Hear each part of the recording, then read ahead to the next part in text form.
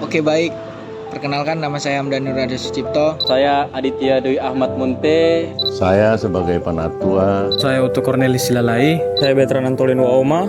Saya adalah mahasiswa aktif Universitas Islam Sumatera Utara, Prodi Hukum Tata Negara, dan saya pernah menempuh pendidikan di pondok pesantren, yaitu Pondok Pesantren Raudhatul Ulum.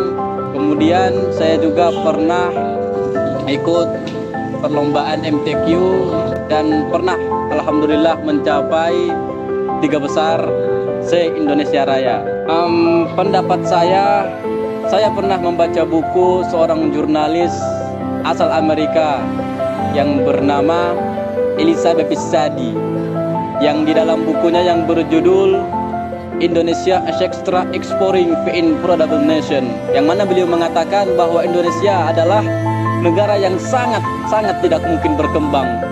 Sebab apa? Sebab banyaknya keberagaman yang terdapat di Indonesia ini. Namun selayaknya kita sebagai umat negara Indonesia atau bangsa Indonesia tentu saja tidak menerima pendapat itu. Mengapa demikian? Karena kita, masyarakat Indonesia ini tentunya memanfaatkan perbedaan itu menjadi salah satu bentuk satu kesatuan di Republik Indonesia ini, sebagaimana yang tercantum dalam semboyan negara kita, yaitu Bhinneka Tunggal Ika, yang mana walaupun kita berbeda-beda tetapi tetap satu jua. Dan menurut saya kalau ditetapkan atau kalau disuruh milih antara angka 1 sampai angka 10 tentang kerukunan umat beragama di Indonesia ini, maka saya akan kasih nilai yaitu 7. Mengapa demikian? Karena banyaknya rasa fanatik antar sesama. Sedangkan kalau di ajaran agama Islam di surah Al-Kafirun ayat terakhir, lakum dinukum waliyadin, bagimu agamamu dan bagiku ada agamaku. Tentunya kita tidak memiliki rasa fanatik. Mungkin setiap agama memiliki argumen masing-masing tentang kebenaran agamanya masing-masing. Saya rasa demikian. Saya dulu bersekolah di Pondok Pesantren Modern Darussalam Gontor Ponorogo. Menurut saya, pertama harus harmonis dengan segala aspek kehidupan kita masing-masing. Tentunya agama itu dijunjung tinggi di Indonesia. 75/100 itu adalah kerukunan, salah satu kerukunan yang terbaik lah di Indonesia. Saya sebagai penatua dari gereja GKP Gelugur Darat. Kerukunan beragama di Indonesia secara keseluruhan belum seperti keinginan kita, karena ada beberapa daerah masalah kerukunan agama ini sangat mengkhawatirkan. Jadi kalau menurut saya kerukunan beragama ini masih sekitar 60%, 50% ke 60%. Karena beberapa daerah seperti di daerah Jawa maupun di Sumatera Utara ini juga banyak kerukunan beragama itu belum seperti yang kita harapkan. Apabila setiap agama saling menghargai, saling menghormati sesuai dengan agamanya masing-masing dijalankan dengan baik. Karena aturan agama ataupun perintah dari agama semuanya pada dasarnya adalah baik. Cuman ada sebagian orang agama itu diperdagangkan menjadi seperti bahan bisnis ataupun politik, sehingga agama itu menjadi terpecah belah. Saya postulan 1 Ordo Kapusin Provinsi Medan dan sedang live-in di SLBC Santa Lucia Laut Dendang. Dalam agama kami diajarkan tentang cinta kasih sama agama lain, saling merangkul kalangan bawah seperti itu, dan saling mengikat tali persaudaraan antar umat beragama lain. Tidak menganggap mereka kecil, terpinggirkan seperti itu. Terima kasih. Dalam ajaran agama saya sebagai seorang Katolik, kerukunan antar umat beragama diajarkan dengan sangat baik. Terlebih antar agama lain kami diutamakan untuk saling toleransi dan saling menghargai. Sebagai suatu contoh, dalam bulan puasa umat muslim kemarin, kami juga ikut dalam berbagi takjil kepada umat kepada umat beragama Islam, yang berarti kami memiliki kerukunan dan keharmonisan yang baik. Menurut agama Kristen, kerukunan antar umat itu artinya saling menghargai, karena menurut ajaran Kristen yang paling pokok adalah kasih. Artinya kasih, setiap pengikut Kristus ataupun agama Kristen harus saling mengasihi, tidak pandang bulu sesama umat ataupun orang lain.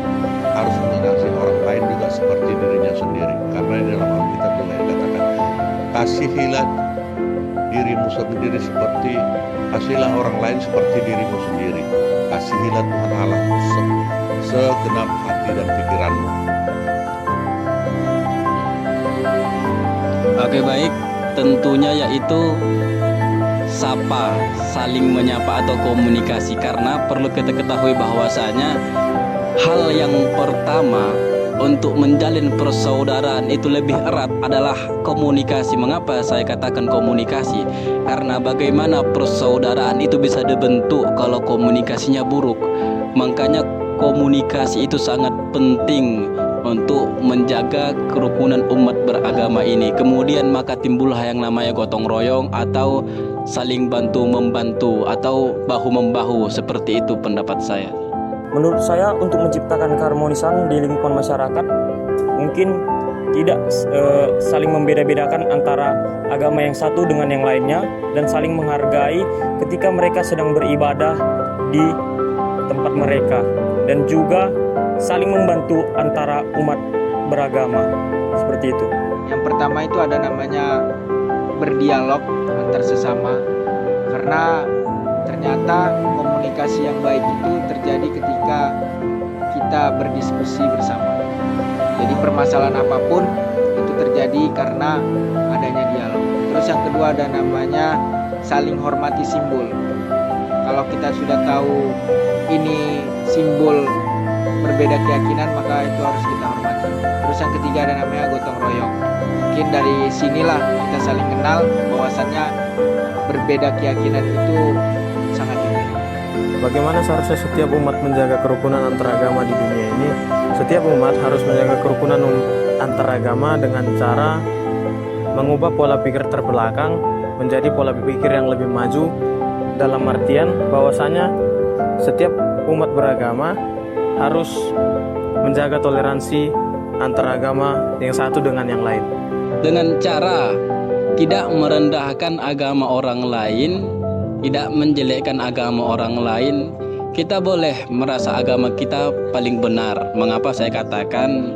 Karena setiap agama itu memiliki argumen masing-masing untuk membenarkan agamanya. Seharusnya bagaimana kita sebagai umat manusia harus menjadi manusia atau menjadi masyarakat yang seharusnya masyarakat yang Pancasilais, yaitu ketuhanan yang Maha Esa.